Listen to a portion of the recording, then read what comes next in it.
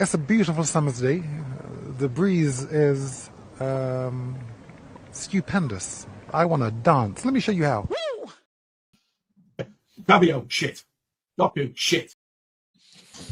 Hello, Alan. Hello, guys. I feel like we haven't done a show for quite a while together, you know. It was the beginning of the week, wasn't it? I don't know. Was it? Yeah. I don't know if you've been out having too much fun, I think. Well, I was out with Dave a few days and Leo, and we ended up in this little wine bar that sells very expensive wine. I mean, usually wine bars do sell very expensive wine, Alan. They don't sell. Yeah, and it's why it's called a wine bar. When we were in there till late, so it was and Leo is the sort of person, mate, who when he has one, he has to carry on all night. He doesn't want to stop. So I have a feeling you might be like that as well. Well, listen, I've got Ribena now. So, I've got orange juice. Saturday. Do you know what? I have to. So, people, there's a gremlin in here. There's a mutant in here called Jack Napier. Let me just explain to you Jack Napier for people that don't know YouTube. He's a weird troll that follows me everywhere, right?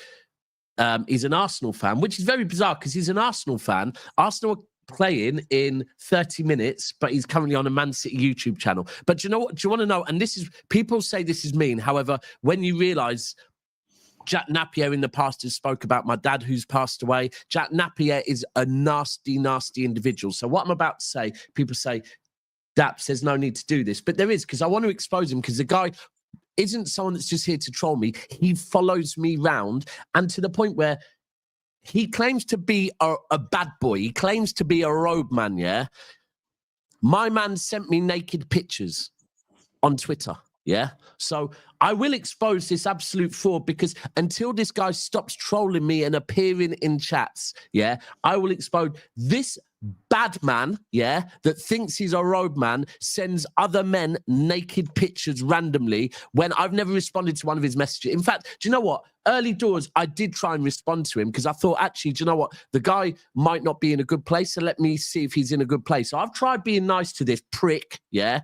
He is a prick, right? He sends other men naked pictures, claims to be a bad man, and I guess what I'm saying, yeah, he's a keyboard warrior. And ultimately, the key thing is, what I'm telling is, mods, if you ever see Jack Napier, woke Jack Napier, anything like that, ban the guy, remove the guy, and get him out of my streams, please. Because I've tried to be nice to this fool. Just get him out of here, because, you know, I'm trying to have a good vibe. You know, I'm trying to change. I'm trying to be a don't drink no more, all of that type of stuff, yeah? When I start a show and straight away you see idiots in the chat, they just put you in a bad place. So mods, time him out, remove him, get rid of him. Thank you, Jessica. Right, and now we can move on to the positive stuff, which for me, I am now in a positive mood going into this derby, right? I did a preview with Ty, which is on the channel, on Thursday, right? At 5 p.m. And at that point, I wasn't that positive, because we were being told there could potentially be about 13 injuries. However, we have seen the pictures, and all right, cool, I understand Stones probably isn't back. I'm not mad at that. Listen, I'd rather a fully fit John Stones, but at the same time, where I am with John Stones, who is, you know, a legend, cult hero, all of that stuff, where I am with John Stones is that we can't build a team around John Stones anymore. And one thing we need is a consistent defence. And if John Stones is going to be in and out, shaking it all about,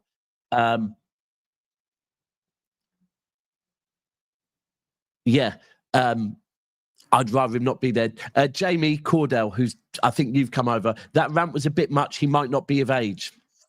Brother, he is. He is. Like I said to you, I've tried to speak to the guy before. I've tried to be a nice guy to the guy.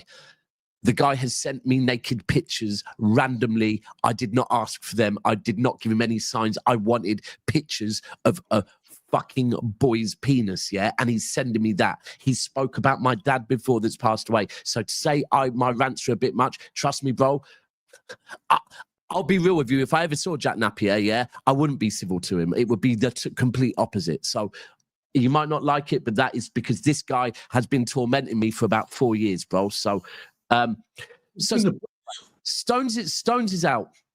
Turkey is out. Ait Nouri is out.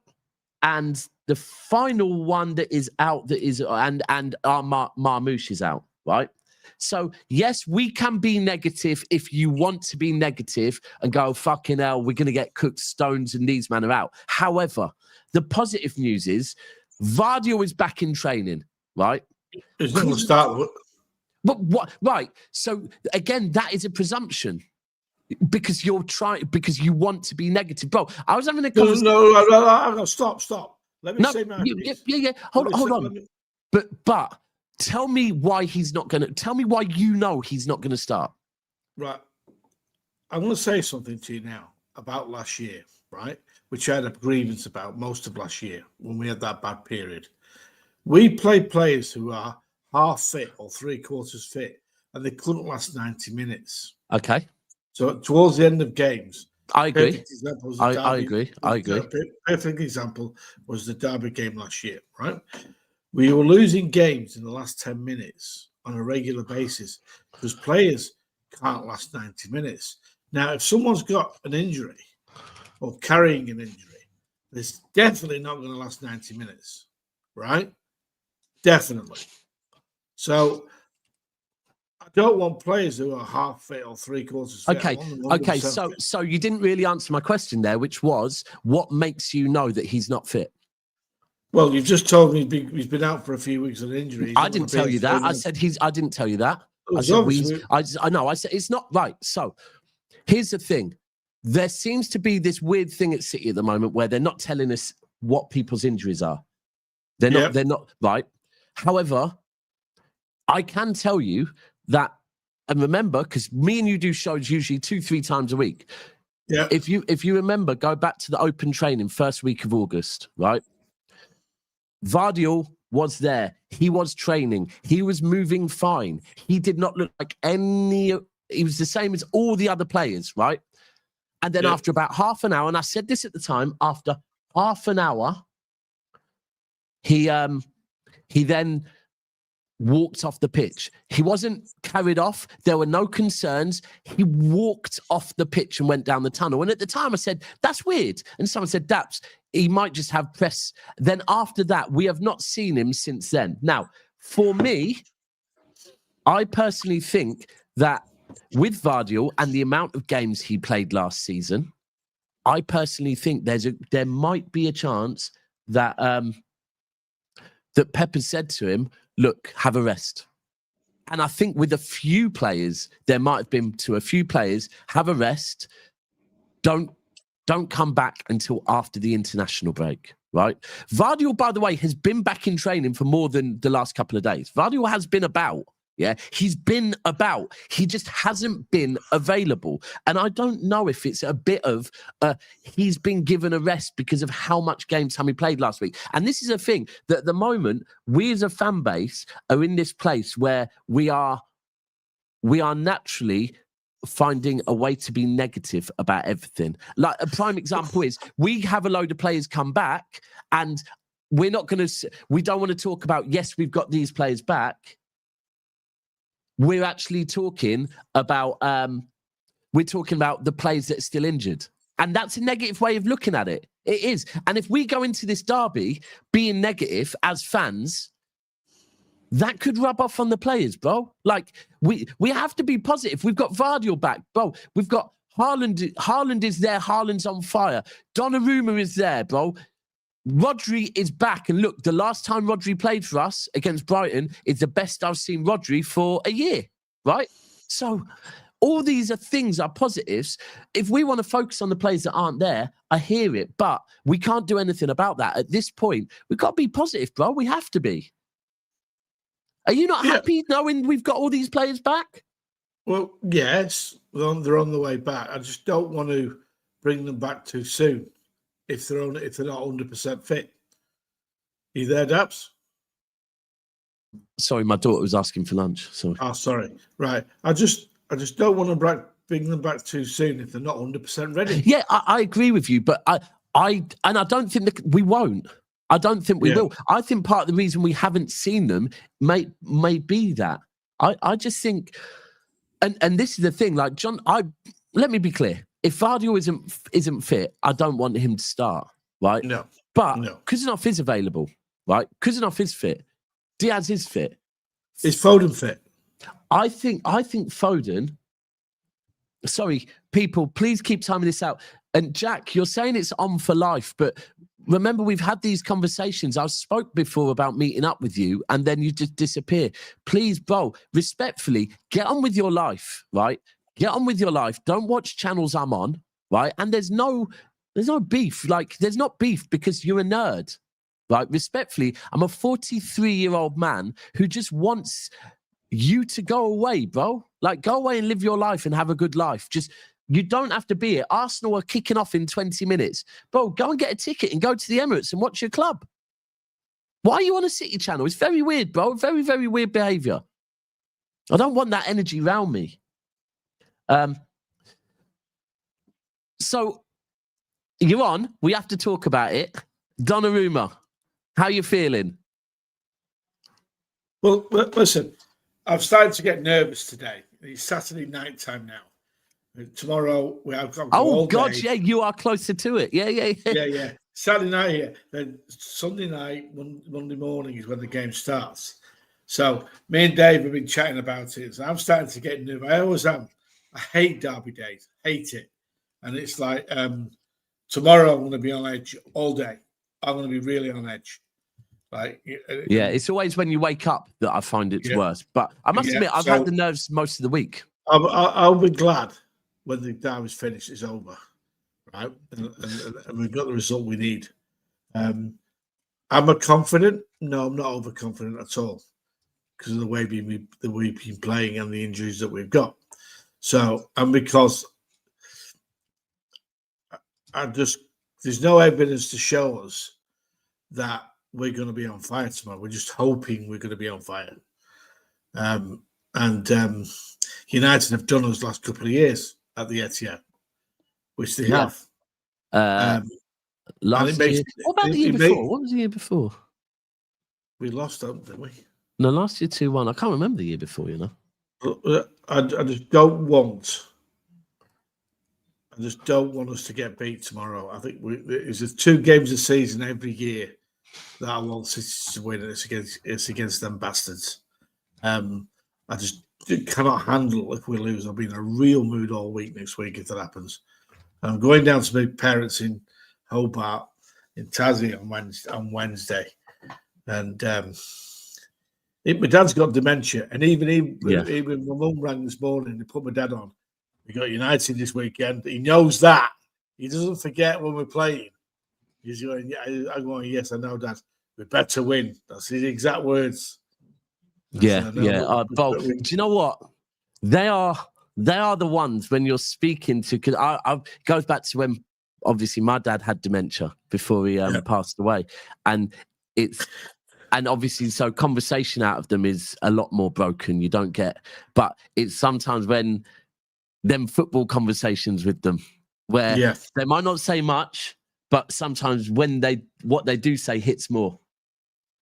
His exact words. His exact words. We've got United, them bastards, this weekend. But that's 90. Yeah. But that is it. That is it. You know what? I saw a clip on. I think lads posted it. MCFC lads posted it, right? But it's from. It might have been TalkSport. I would imagine. It's probably TalkSport, and it was a United fan and a City fan. Oh, I saw it. the United fan is saying, look, rivals. City aren't really our rivals. We're not rivals. And it's like, but if you are a United fan or a City fan and you claim that Man United are not your rivals, I kind of question how in touch you are with your fan base, right? Now, I understand Liverpool and United with the titles, the number of titles, whatever. But anyone that says that Manchester City and Manchester United are not rivals, you ain't been around your fan base enough. Trust me. What Alan just said, his 90-year-old dad is saying, get into them bastards, right? Exactly.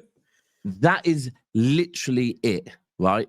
Yeah. That is literally it. It's and anyone that goes up there, listen on Derby Day, I've said this before, and I'm not condoning it.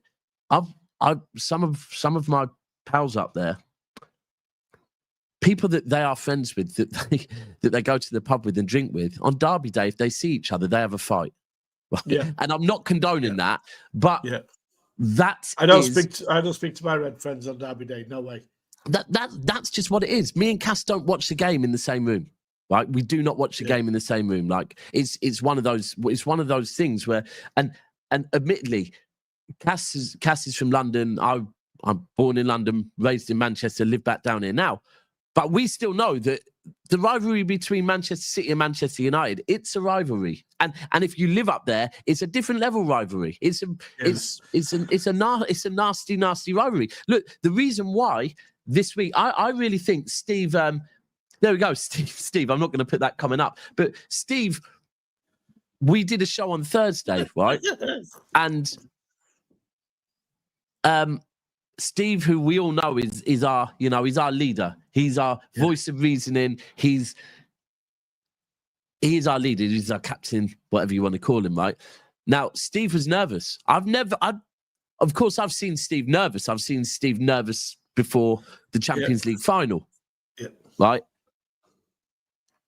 But this one means a lot because of who it is, right? And we know where we are at the moment, but losing to them lot, no. It's a no-no. It's a no-no, bro. It's a no-no. Like I've repeatedly said this about last season. My worst moment last season was that 2-1 loss, right? And that 2-1 loss last season fucking stank, right? It absolutely stank. And then I look at the overall season. The worst Manchester United I have seen in my lifetime last season, right? Their league position. Someone correct me if I'm wrong. I'm 43. You do the maths, but I'm pretty certain that is the lowest Manchester United have been in my lifetime, right? Yep. And they took 4 points off of us, right? That's mad. Yeah, that is, and that's what it is. We have it's to. It's like Daps. I remember when I was a little kid, when you're a little toddler. You know when you used to get a crayon book, your colouring in book when you were a little kid? Yeah. You're filling in. Dad book gave me the crayons. He said, right, before we start, he said, listen, son, which colour do we hate? Is evil. And I go, that one. What do we do with that red one there? He goes, evil. I picked it up like this and put it in the bin. So I wouldn't put it in. And he said, you never, ever have red anywhere in your bedroom, in your house, in your wardrobe. And I won't wear anything that's red. Do you know what? No way. So this is my mate, my barber's brand, right? Make barbering great again. Now, I put this hat on the other. I put this hat on the other day, right? And then after about 5 minutes on the show, I realised and took it off and put another hat on. And then someone in the comments was like, Daps, why did the hat get subbed off? I said, I realised what colour it is. Bro, Steve doesn't have ketchup in his house. But I agree with that. I mean, I agree with that statement on the basis that my workmates saying Aussies don't get it. They don't understand, right? And when I say, I will not fucking wear red. And they all week, because they know it's the derby this weekend, they've been sending me pictures of Wayne Rooney's over a kick and shit like this. And all that. all that. When he did, well, I remember when we met Greg, he sent me a picture of Wayne Rooney's overhead kick, and I was working in the same office as him at the time. And I picked up, it was Friday afternoon, late Friday afternoon, we were drinking beer at the desks. I threw a bottle of beer in. Just threw it and it smashed against the wall because I just will not tolerate anything to do with that horrible part of Manchester. Well, I can. This one's hilarious. My wife had red knickers on. I had to take them off. But yeah, I mean, I remember in Munich. When we played Bayern 3 years ago. One of my mates went to the toilet. And obviously it was in an Irish bar. The whole bar was just full of blues, right? He went in the toilet. And he came out, and Bo, I've never seen someone so angry in all my life, right? To the point where, like, I was telling everyone, don't talk to him because he's really, when someone's that pissed off that it's like, whatever you say, you're going to make him even angrier. Yeah. The reason he was angry was because when he was in the toilet, someone asked him if he was a Munich, right? And by the way, it's not a term of endearment. We all know what it means, whether you condone it or not. But he said, are you a Munich, right? And my mate... as a City fan, to be asked, are you a Red, right? Yeah. It's surprising that they're butting. Oh, no. So later on, he did follow the guy in the toilet and deal with him for it. And that is what it means. So anyone that tries to downplay this derby, you just don't get it, and that's fine. But I think if we talk football now, the team news. So it looks like Cunha's out. Which for me, good. I'm extremely happy about that because Cunha, is a good player, and I just think the way he plays as well isn't ideal for us. So Cunha likes to pin defenders and spin them.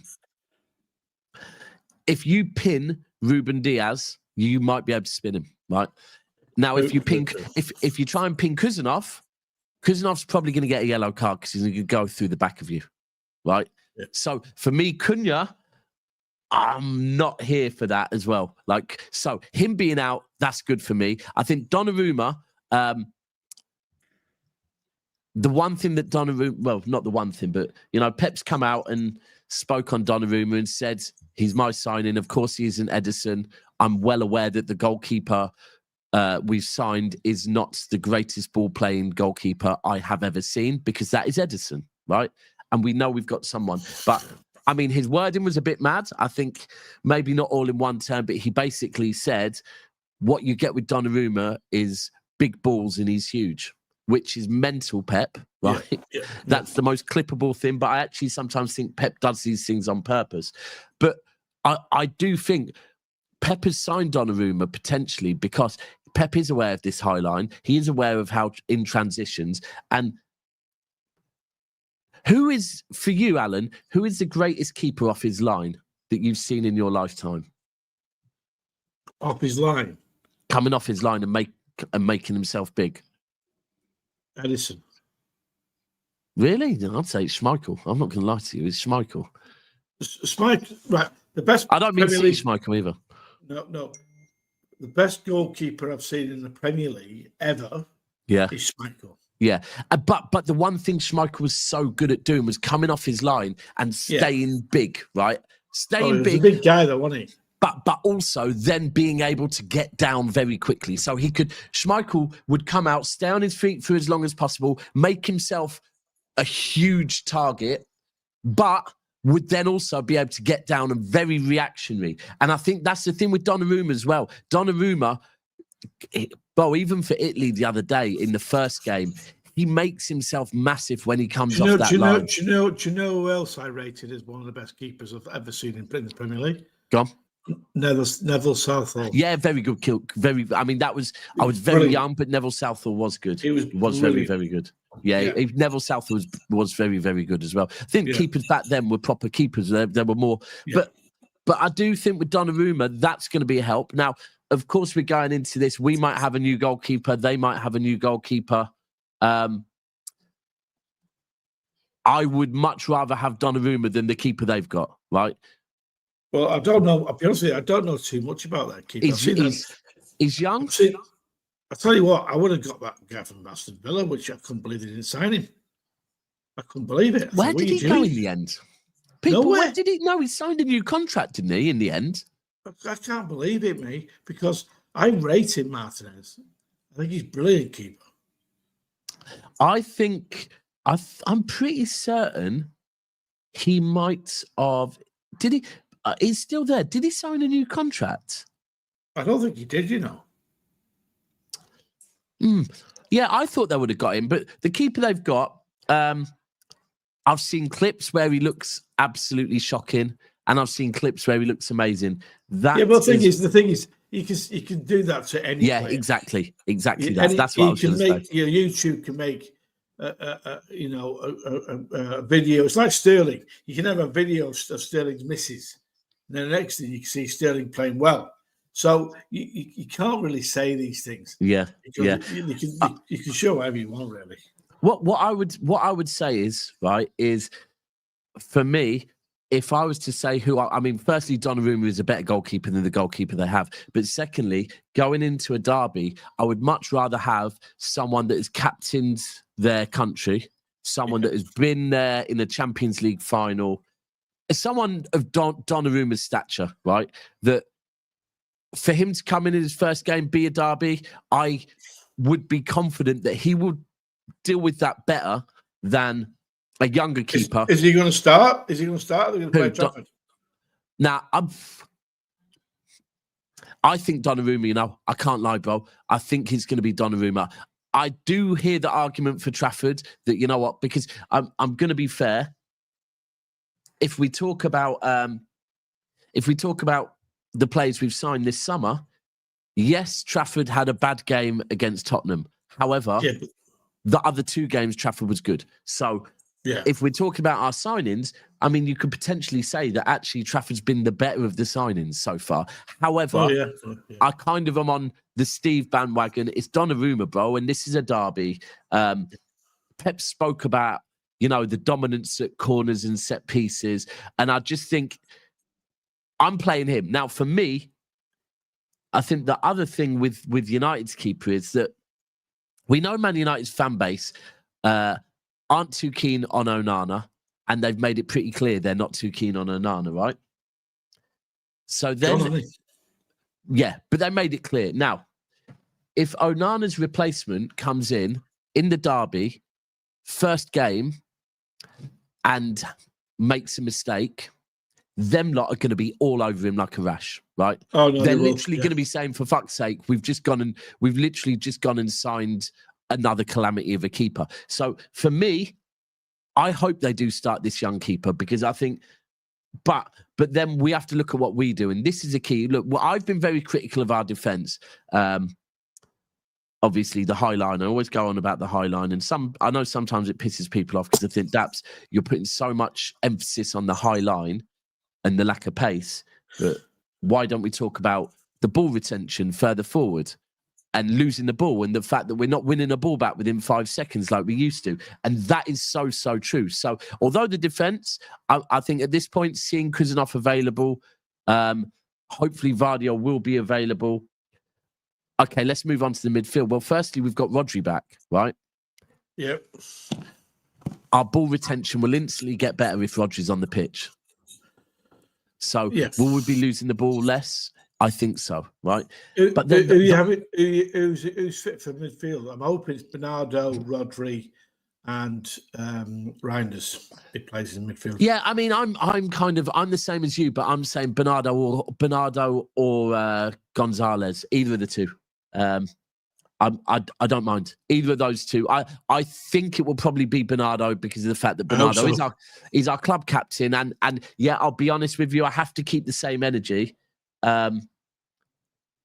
For me, if I'm saying I need our leaders to step up, Ruben, Haaland, if Bernardo's been made captain, that's for a reason, because he does step up usually. Well, the thing is about Bernardo, he doesn't just play one position; he plays 3 or 4 in the same game. So he does all the covering stuff, and we need someone that can and will do that. Yeah, agreed. That to me is that. Is it your daughter? Yeah, bear with me.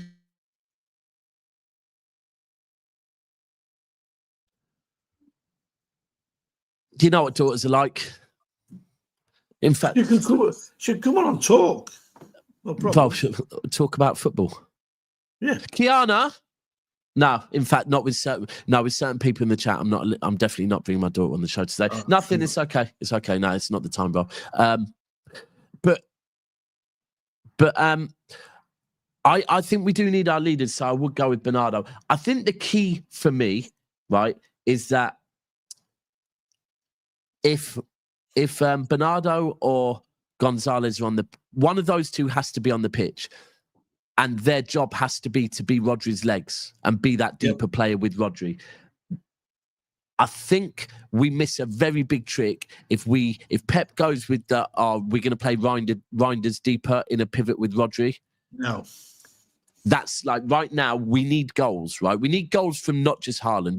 We'll move on to Haaland, but we need there to be goals from everywhere on the pitch. And Reinders playing deep for me is not what we need at the moment. It's not. And look, I'm not saying he can't do a job there. No, absolutely not. We need someone there. And I do also think, like, people have said to me, oh, United only play with two midfielders. So maybe, Rodri doesn't need someone next to him so much. This is not about Man United. This is about Rodri's fitness, and Rodri still needs legs around him at this point, right? We can't be going, you know what, Rodri, lone six, do it all by yourself. We have to protect Rodri a little bit. But you know who I think's possibly the most important player? And look, they're the top goal scorer in the Premier League. They've just bagged 5 goals for Norway. Erling Haaland be the difference for me, because you've got to get the ball to him, though. That's the thing. You do have to get the ball to him. However, we have got the ball to him this season, and of course, he's coming back from Norway where he bagged 5 goals in one game. But his confidence will be high. He hasn't been clinical this season. Now, that Brighton game, if Erling would have taken his chances, we could have been 2 or 3 up. Yep. Right. True. And then all of a sudden there's less pressure on the defense. So although we will talk about the defense, we need Haaland to be more clinical, because I don't know if you've seen his goals for Norway the other day. Yeah. But they were a header and a lot of Erling Haaland type goals. That's the Erling Haaland we need. He needs to help that defense as well by getting goals and seeing the game off early. People, the other bit of help we need is likes. Listen, I do need to apologize. It's one of these shows now where, unfortunately, because of what happened at the start, I feel pissed off with myself, because I've had a side of me that I don't like coming out, but you do see it sometimes. So I am sorry if the show's been a bit disjointed because of that. I genuinely, that isn't ever my intentions when I come on shows, is to talk about anything but football. And you know what? Have a bit of banter. So I am sorry to everyone that's watching this, because it's put me in a bit of a crappy mood. But please, can you help me out by smashing the like button? Because I need those likes to be a little bit higher. Foden, Alan. Well, I'd like him to play, but only if he's fit. A fit Phil Foden is a good player. We didn't see him at the end of last season because he wasn't fit. And it was obvious he wasn't fit. Because last year was fucking disaster for him. And I spoke to Spencer Pryor, rang me up on Friday. As you do. Right? He said to me, Phil Foden's fallen off a cliff. They're his exact words. Yeah, it's do you know what? It's worrying when ex-footballers say things like that. Now, I had this debate the other day, right? And Lee, I'm with you on this, right? I had this debate on Never a Foul the other day with a Chelsea fan who said, let's be honest, Foden's looked shit recently. And I stopped him there and said, hold on a second. What do you mean by that? When did you last watch him? And he goes, oh, don't start doing this. I said, no, I'm not doing anything. He said, don't start doing that. I don't watch City games. I said, no, I'm not doing that. I'm asking you, when did you last see Phil Foden play? And he said, well, all last season. I said, okay, perfect. That's what I thought you were going to say. And I agree with you. Last season, for whatever reasons, some injuries, some potentially personal issues, Foden wasn't the same guy. He knows it. He came out and he got left out the England squad in the summer because he said, I need some time to get my head in the right place and get back to being my best, right? So this is Foden saying he's aware of it. But Club World Cup, and when we have seen Foden recently, Foden's looked good. Foden's looked good. He looked good. But he's done the same ankle injuries he's done last season. If it is that, but we've seen, but even that, have we been told? See, we say ankle injury. They have said he's done his ankle injury. No, but have City, or is it someone that is an ITK has told someone that? I don't know. It's the ITK. It's not the club hasn't put out a statement saying Foden's done his ankle, because I got told the other day that he's got a nasty gash on his foot, and every time he tries to kick a ball, it opens, right? But then someone else told me it's an ankle injury. This is the thing. We don't actually know what it is, and there is a part of me that maybe thinks Pep said the same to him as he did Gvardiol potentially, and this is only me guessing. It's my opinion. After the international break, I need you guys. Whatever's going, like rest, whatever. After the international break, I need these guys. And I think for me, if Foden is fit, the best game for Foden to start is a derby. Oh yeah, because he hates United. It's as simple as that. Yeah. So it's we need him back, but he's got a hell of a job to try and get his England place back now, with the amount of people waiting in the wings to play in that side, in this position. And in a way, I'm quite pleased he's not going to play for England, because I want him fit for City this year. I don't want him going off international duty and getting injured. Personally, he's got a real job to try and get back in the World Cup squad, because you've got the Arsenal lad on the right hand side, you've got Cole Palmer, you've got Foden, obviously. Then you've got the midfield players there. He's going to have a real job to get back into that squad. Yeah, he does. But do you know what? Here's the thing, right? You're right. But if you just think about the best way to get back in that squad, it's not to think about it. It's not to think about England. It's just to every week for Manchester City. I just focus on that. Jack Grealish is a perfect example. Jack Grealish has gone to Everton, right? And actually, brilliant. Alan, you sent me this. Shout out to Jack Grealish. He's got his first Player of the Month, and he's been quality. Now, Jack Grealish is already now in conversation for getting back in that England squad. Now, who would have thought that? I mean, I did say it. I was saying it all summer. A move to Everton for me, where there's no pressure, might be the perfect move for Jack to just get his head down, focus. And I said, Jack has a good couple of months, just a good couple of months. He'll be back in the England squad, right? Same with Foden. Same with Foden. We have to remember the England setup that, and this is, I've said this on Trafford before as well. The England setup know their players, right? When you're talking about James Trafford, when you're talking about Phil Foden, these are players that have come through most age groups from England schoolboys, right? The people in that setup, they're aware of how good James Trafford is. They're aware of how good Phil Foden is, right? You only need to put in a few good performances, and they're going, well, we know the best Phil Foden is capable of captaining an England schoolboys team to win a big tournament, right? We know Trafford can save a penalty in the last minute in a big tournament against Spain, right? These players have proven themselves at all age groups for England. So a few good games and they're back there again. And I just think the derby, Phil Foden, it makes sense. It makes sense to me. Does make sense to me. But I'd be playing him on the wing. I would. Yeah. I'd be playing him on the wing. Yeah. What about Savio? Do you think there's a chance Savio might start? If he does, I want him to play on the left. But I don't think he'll start him. Yeah. I mean, what do you lot think in the chat? On the left? I want to see him on the left. I don't know if he will. Will he ever?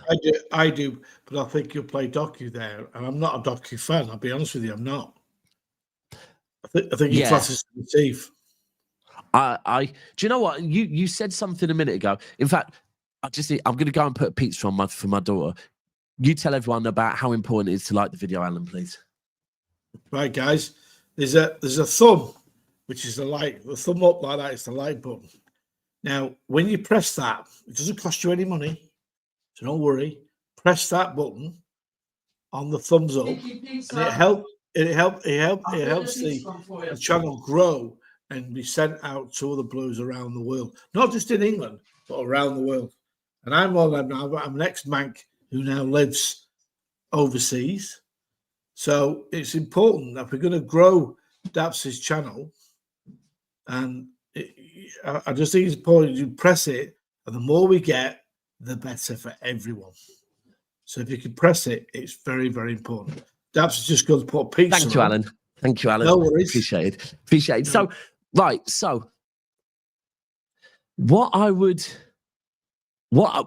been thinking about, and people that watch me on Never Foul, I've probably been saying it a bit on there recently about Haaland, and we all know the best way to get Haaland to score is to get the ball to him, right? You get the ball to Haaland, there's a good chance he's going to score. Now, you look at the treble season, we had players on the pitch that knew that. We had players on the pitch that understood the importance of that. Jack Grealish being one of them, right? Yep. Whatever you want to say about Jack Grealish and assists, there is a way you can impact the game without getting a million assists, right? Jack Grealish was that guy. He impacted games by being a facilitator. But you watch Jack Grealish. Whenever Jack Grealish got the ball, the first thing he always did was scan the pitch. Foden does it very well as well. They are looking for Haaland. And where is Haaland? Because that should always be the first option. If Haaland is in a goal-scoring position, don't think about beating your man. Don't think about getting to the touchline. If you scan the pitch and can see Haaland is in a good position, you get the fucking ball to Erling Haaland, right? And early. And that is what the treble season was so good at, right? Now, of course, it's difficult because we all know we play against low blocks and Haaland gets marked out of the team. But that should always be the goal. The plan A. Get the ball to Haaland as quickly as possible in that area, right? That's what you should do. Now, I look at who we have now compared to then. We have Doku on the left, who does not scan the pitch. Now, are City working on it? I believe they are working on it, right? Doku is not there as the plan A, because the plan A should be get the ball to Erling Haaland as quickly as possible. Now, Doku is a plan B, which is off the bench, impact the game when the game is stretched. I hear it, right? Doku is a great plan B. Yeah. He's not good with the system's plan A. That's Doku. Then we look at Savio on the right. Well, Savio seems to be a kind of a cut in and shoot. Yeah. Again, where in the cut in and shoot is get the ball to Erling Haaland as quickly as possible. Yeah. So I actually think at the moment, you look at our two wingers and you're going, neither of you fully. I'm not even going to say they don't get it because that's like I'm discrediting their intelligence, but you don't fit the system, and the system is get the ball to Haaland as quickly as possible. Now, you switch Savio onto the left. I think that narrative changes. I think I've seen him play on the left. He looks far more comfortable, and he puts crosses into the box. Yeah, he gets the ball to the big man. Yeah. And that's where, I mean, look, and I'm here talking tactics like I'm Pep Guardiola when I'm not Pep Guardiola and I don't actually know what he says to the players. But as fans, sometimes it is confusing when you see things and think, why? I just think, for me, Savio on the left, and I also think with the whole thing of what's happened with Savio, he nearly left in the summer. From a lot of the fan base, there was talk about him not being good enough. But Savio stayed. Pep's backed him. What a perfect way to change the narrative on Savio than to switch him to the left-hand side. It's a fresh start. Last season was on the right. He didn't look great. Back on the left. And for me, I'm sorry, but I'd start Foden on the right because I don't want Foden in the middle. because I want Reinders to be allowed to play further forward. I think if we play Foden, then you're going to see Reinders in a pivot with Rodri. I think Foden would make a hell of a difference for us if he plays. Yeah, if he's fit, and the important is, of course, fit. Yeah. Because I'll say something. When he's fit, we miss him. We need him. Yeah, we do, especially without Marmoush now as well. The goals that would come from him. We do need him.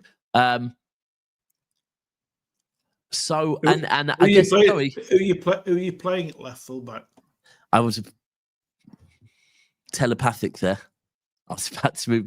That was perfect. You read my mind. I'm playing Nico O'Reilly. Okay. I've been kind of saying this all week before we knew Aït-Nouri is now out. I've been saying I'd play Nico O'Reilly at left back. I think we've forgot the fundamentals of the back end of last season, right? And the back end of last season, you have to remember, look, whether our performances were as good as treble-winning City or 100-point City, of course they weren't, right? But the back end of last season, we were the most informed team in the Premier League from February through till May. That consisted and was heavily to do with O'Reilly at left back. So, Question for you. United's strengths are going to be down the wings. Yes. Pace. So are you sure about Nico O'Reilly? Yeah, because there's no other options. Zaki. Who? Ake. What have you seen that? Right. So if you're talking treble season, Ake, 100%, it would not be, bro. If we still had, if Ake was the same man he was treble season, then Nathan Ake would be my starting left back over Aït-Nouri, over Gvardiol, over. I think Nathan Ake has an argument that prime Nathan Ake as a left back might be the best left back I've ever seen at Manchester City. Yeah, ever. Right? Yeah, he was phenomenal. However, this season, Nathan Ake, and even last season, his legs seem to have gone, bro. Okay. His legs, and that's the thing. It's not the same Ake now. I do look. There's a shout for Ake because if you're not asking Ake to go forward, then maybe defensively Ake at left back is a good shout. I just don't think the fullbacks should be bombing on against United. Their strength is the ball over the top and the pace down the right and left. I hear you. There's two ways of going with this. There's that way, which is a very valid way, that you just say to your fullbacks, stay back, right? Stay back and let the midfield do what they do. I mean, that's not a Pep style of play. The other thing is if you're playing up against a 3-5-2, right, then the best way to counteract that is actually to ask your fullbacks to go forward and pin their wing backs back. So ultimately, if our left back goes forward, then all of a sudden their wing back can't be bombing forward because potentially we're going to get in behind them. So it's I don't know. I think for me, I do hear the Ake thing, you know, but I think I'm only discussing it with you to see what you think. Yeah, the Ake thing is defensively he's solid, but I do think his legs are a bit blown. Whereas O'Reilly's young, fresh, physical, very physical. And I go back to the back end of last season. He's part of the reason we got Champions League football, right? And of course, every player that played is part of the reason, but O'Reilly was really, really good at the back end of last season with Gvardiol Diaz. I think, right, if I'm talking fully fit right now, right, so I am presuming that everyone that we've seen in training is fit. Yeah, I'm going to make that. So that means was Gvardiol just running or was he actually playing football?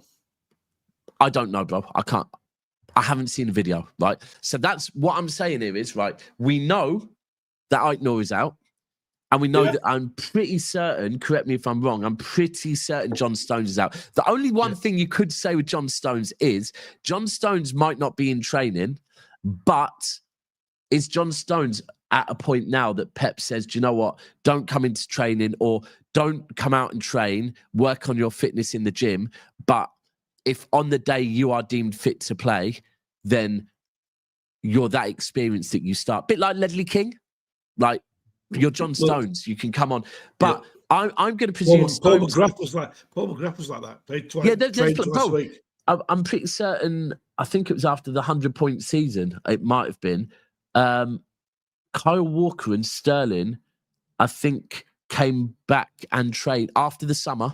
They came back and trained for one day, and they both started in the Charity Shield. Right? Yeah. Why? Because Pep said you have players like Aguero that when they have a summer off, they need a couple of weeks to get their fitness back.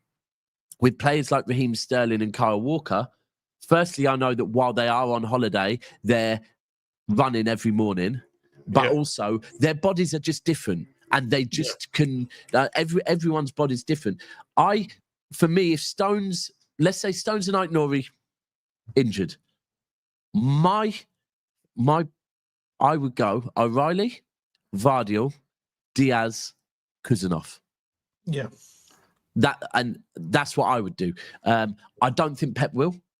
I think there's a good chance it might be Vardy or Diaz is in the middle,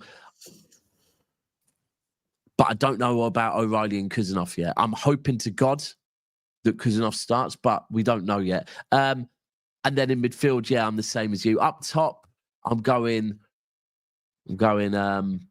Savio on the left, ideally, Haaland in the middle, Foden on the right. But do you think Doku starts on the left? We know what Pep's like. He's going to play Doku, isn't he? And it's not who I would pick. I'll be honest with you, but obviously Haaland starts. And I've got a sneaky feeling Bob starts. Yeah, because I agree with Governor. I can't lie. It is the most important thing is put 11 fit players. And that is how it should be. 11 fit players. The rest... We haven't got 11 fit players. We have got 11 fit players. We have people that are partially fit or like 75, 80%. Nah, fit. Come on. We've got 11 fit players. Let's not do it. We've got 11 fit players, bro. We will have 11 fit players. But I do think the less fit ones should be on the bench. Impact. Yeah. Bring him on in the 60th. And so maybe Foden doesn't start, and maybe we don't see Foden until about the 65th minute. Maybe Savio doesn't start. We don't see them. So maybe it is a Doku start, have Savio. And the thing is, if we have Savio and Foden off the bench, that's better than we had off the bench against Brighton, right? Yeah. So Can even... Can I ask you a question as well? What's this bullshit I've been hearing about switching the Tanay off with about 10 minutes before kickoff? Really good talking point. Yeah. What's that about? Right. So, I haven't looked into it too much, but I get it, but it's a risk, right? Well, it is, because our fans, we're not playing well. Our fans are going to be nervous as fuck. And I've been in the Etihad when we've been nervous, right? When our fans have been nervous for the game. And we don't sing at the start of the game. We're like, they're just quiet because they're nervous. And the last thing we want to do, we want to turn our going and get the pumping some of the songs. No, but right. So I kind of agree with that, because it's the way the tannoy is used. So at some games before the game, the tannoy is only being used for formalities, right? Often at games, the tannoy is being used to make announcements. The tannoy is used to, just that stuff, which doesn't set the mood. It's almost like the paperwork shit, right? So if the tannoy is being used to do the paperwork crap, the admin, I hear it. It's bullshit. It's pointless, right? Yeah. But I also do get where, and I don't know if it's I think we are 1894 are behind it, right? And now here's where I do get the thing that sometimes you need a bit of encouragement. So you are right, Alan. A lot of home games, we are busy in the, what's it called? Out the back, finishing our drink before we take to our seat. And often we take to our seat literally as the whistle is about to blow. Sometimes even afterwards, right? You're right. And that is shit. We're not singing. However, if I look at what We Are 1894 do, when they do things and they make sure that it's out there and that the City fans know, it has an impact, right? Remember the game where they did the, was it first 9 minutes, or was it first 12 minutes? I think it was 9 or 12. But that had a massive impact. We saw it. People stayed back, and literally on that minute they walked in, and we watched it at home, bro, and we could both hear the noise because they made it very clear. This is what we're doing. Do it and get behind the boys, right? They said that. We stay out the back, but the minute it hits that time, we go out there and we make fucking noise. Now, this is the same thing. We are nervous, but if we are 1894 and rallying the troops and saying, listen, there's not going to be no DJ for the 2 minutes before the game. There's not going to be no admin. There's not going to be no paperwork being done. This is our chance against... And this is the thing, Alan. If I'm here saying right now, Haaland, Rodri, Donnarumma, Ruben, Bernardo, O'Reilly, all of you, I need you lot to step up. This is a fucking derby. Step up and show us you know what it is to then... You know what, bro? I should say the same to the fans. 2 minutes before the game, this is your chance to show everyone that you know what a Manchester derby is, right? Yeah. Listen, that's the thing. If any of the players see this before you play on Sunday, this is the most important game of the season to us fans. Yeah, sorry, I've got to turn that off. This at Old Trafford, we have to win this game. It means more than points.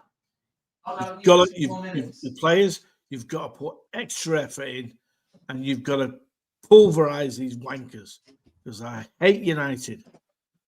So come on and fucking shape yourselves. Yeah, and this is it, bro. So I think with what I actually get, what I get what we are 1894 we're trying to achieve here, because we can't ask the players to do something if then when you're asked as fans, you're not going to do it. So I do hear it, but tomorrow is a derby. So don't finish your drink and then go out in the second minute. Finish your drink 5 minutes before the game kicks off. Get in your seat and get loud, right? Yeah. Because we're asking them to give it to the red bastards. We have to give it to them as well, right? Yeah, absolutely. Fuck the nerves. We are better than them. This is the thing. I'm not scared of Manchester United. I'm scared that we might not be our best, right? I'm not scared of Manchester United. Manchester United are not getting in the top 6 this season. Manchester United last season finished 15th, right? Manchester United are not a scary football club. I'm worried we might not, but you know what? Simple as that. Remember who the fuck we are. Get out there and give it to them. It's that simple. Correct. It has to be. Erling Haaland, you're a fucking monster. You've scored 48 goals in 45 games for your country. Anyone that ever says, Erling Haaland, he might score goals, but, you know, what's he done for his country? Erling Haaland has put Norway on his back and he's taken them to a fucking World Cup. That's what he's done for his country, right? I ain't seen Isak and Gyökeres do that for Sweden right now, right? I'm seeing them, man, between them, in 90 minutes between them, they couldn't score against Kosovo. Come on. This is it. We have to remember who we are. And someone said this to me the other day, a rival said, if City, remember who City are, they smash United off the park. But they need to get out of their own heads at the moment because they're in their heads. They're in their own heads at the moment. Yeah, I agree. That is it. So, right, people, we are going to wrap it up here. I need to go and cut up this pizza for her. Come on, boys. Come on tomorrow. Oh, we've got this. Alan, I'm telling you, I've been nervous this week, but all these players I'm back. Nervous. Yeah? I'm nervous. I'm going to bed now, right? I'm going to be nervous thinking about it. But you go and play with your daughter for the weekend. You go and enjoy yourself and take your mind off it. All right? Yeah. And anyone asking about this top? OK Jerseys, it's off of OK Jerseys, £15 on there. So make sure you head over there. Use code OK at checkout to get a further 8%. I will not be wearing a City top tomorrow because that is a ritual for me because I think when we wear it, we lose. So I'm not going to be, but I am going to be doing a watch along on this channel. So please come along and watch the game with me. Well, Love to listen, everyone. listen to this. I'm not going to the pub. It's half past 1 in the morning on Monday morning. Oh, And Dave says, that he's got to get up half an hour before and then takes another half an hour to get home, so he won't get bed till late. So I'm going to watch it in my living room with Dave. Yeah. So what I might do is have you on the screen on my laptop in front of me on silent. And then you can come on at half time if you want, maybe. You come on at half time and we'll have a chat. Yeah. But listen, everyone, get behind the boys. As always, appreciate you supporting the channel. I will apologise again. Maybe one for my potty mouth, sorry, and two, yeah, just sometimes when I get too involved with the comments and start going back and forth with people, it's not good. It's not professional. And it's shit for me, and it shows a side of me that I don't like showing. So I do apologise. I hope everyone has a very good Saturday, and until then. In fact, no, it's not the day to play that. I was going to play a clip of Ange, but I won't. Let's get into them. And hopefully, next time I see you all, we are about to smash the red bastards back to Salford. Come on, City. Come on. Come